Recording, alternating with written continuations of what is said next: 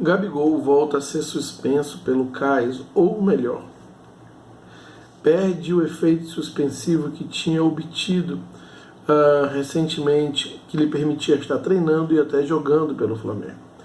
Não vou entrar no detalhe do processo jurídico, do processo específico do Gabigol, que ele tratou mal aí os fiscais e aí acabou tendo essa punição. Meu ponto é outro, é falar da carreira do Gabigol e da relação Flamengo-Gabigol daqui para frente. O que pode ser feito e, na minha opinião, o que deve ser feito. Com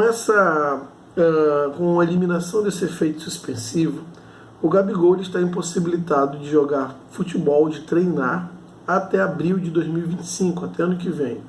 Isso se o julgamento dele não ocorrer antes ou seus advogados entrarem com outro efeito suspensivo. Mas existe a possibilidade do Gabigol só voltar a jogar ano que vem. É uma possibilidade considerável. E como todos sabem, ou pelo menos o que está explodindo aí na mídia, é que o Gabigol deve ir para o Palmeiras em janeiro já de 2025, né? E com essa situação, obviamente, que isso se posterga mais um pouco. Mas se postergaria para abril. Ainda assim, na minha opinião, isso não atrapalharia a relação Gabigol e Palmeiras, se é que isso existe, porque eu tenho muitas dúvidas a respeito. Vídeo que aconteceu quando a imprensa toda estava noticiando que o Gabigol iria.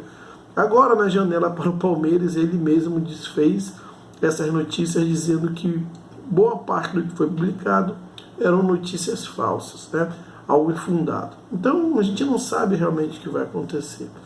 Mas um sentimento passou por mim e eu quero compartilhar isso com você, rubro-negro. Olha, eu começo dizendo que eu sou um dos que mais ficaram chateados com a questão do Gabigol vestindo a camisa do Corinthians.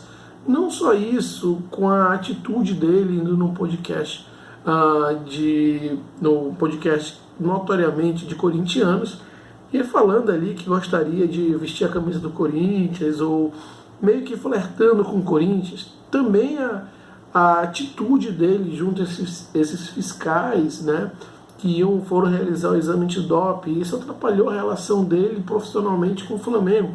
Então tudo isso, o combo todo, depõe contra o Gabigol, e eu sou um dos que mais ficaram chateados com o Gabigol, inclusive é muito propício a aceitar a sua saída sem maiores queixas, porque, na minha opinião, você tem que ter, acima do ídolo, tem que ter instituição, que ela tem que ser respeitada com profissionalismo.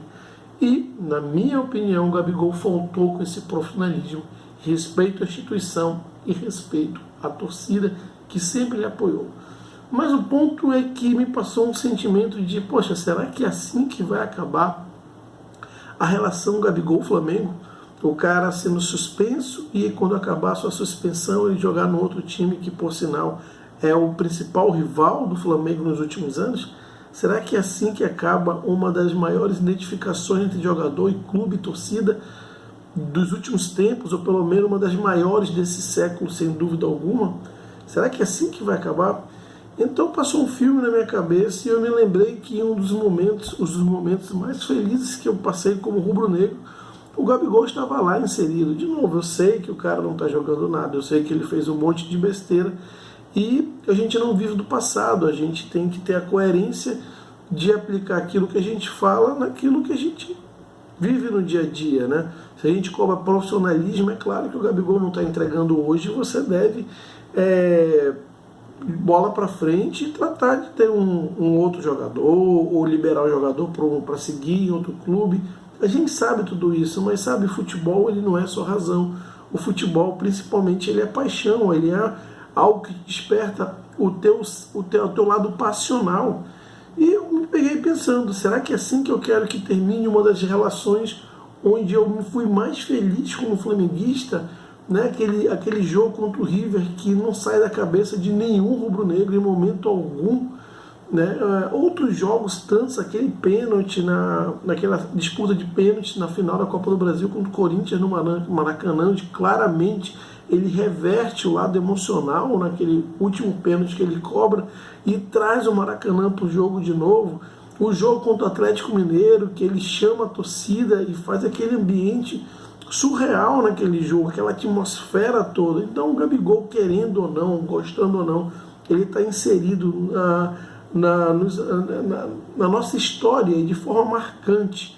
Isso independente para onde ele vai ou não, é um cara que está inserido de forma marcante na história dos rubro-negros dessa geração que estão acompanhando o Flamengo. Ele é a principal referência, isso eu não tenho dúvida.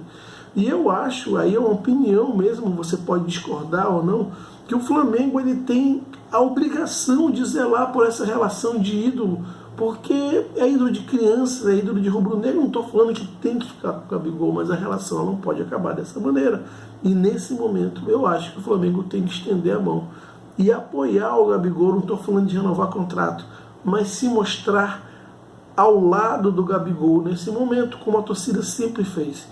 E o Gabigol, eu tenho certeza que vai ter que rever conceitos também, para que a relação não termine assim, ele voltando do efeito suspensivo, jogando num clube rival do Flamengo.